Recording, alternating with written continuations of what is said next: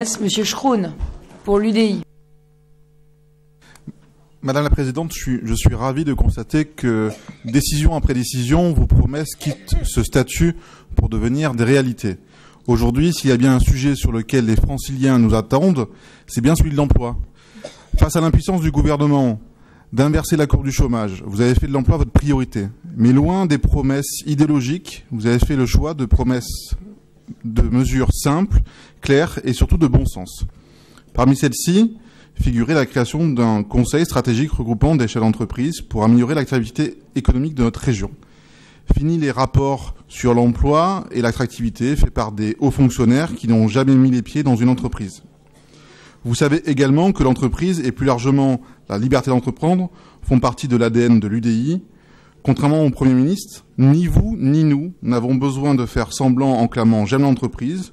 Nous préférons mettre les chefs d'entreprise au cœur de notre politique pour l'emploi et leur dire « bienvenue à nos côtés ». En effet, comment est-il possible d'imaginer la politique économique d'une région capitale engagée dans une compétition européenne et mondiale sans que les acteurs principaux de celle-ci ne soient très directement associés? Agir pour les entreprises sans les entrepreneurs, c'est agir contre l'entreprise. Ce conseil répond parfaitement à cette exigence.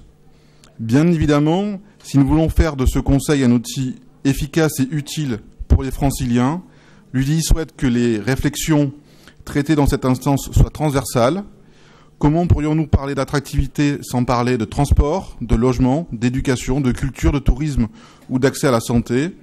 Comment pourrions-nous parler d'emploi sans parler de formation, d'apprentissage, d'enseignement supérieur ou de recherche?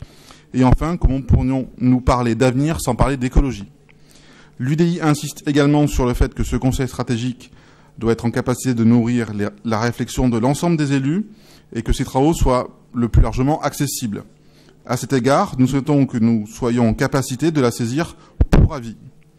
Enfin, au niveau de l'UDI, nous attachons une grande importance à l'équilibre de la composition de ce conseil, afin que nous puissions retrouver des acteurs qui représentent aussi bien des générations, des territoires, des filières différentes. Nous voudrions par exemple qu'au sein de cette instance ne soit pas opposée l'économie traditionnelle et l'économie collaborative et numérique.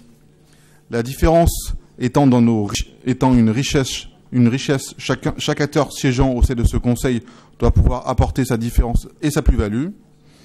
Nous ne doutons pas que l'ensemble de ces demandes seront respectées. Il va de soi, Madame la Présidente, que le groupe UDI votera favorablement à cette décision.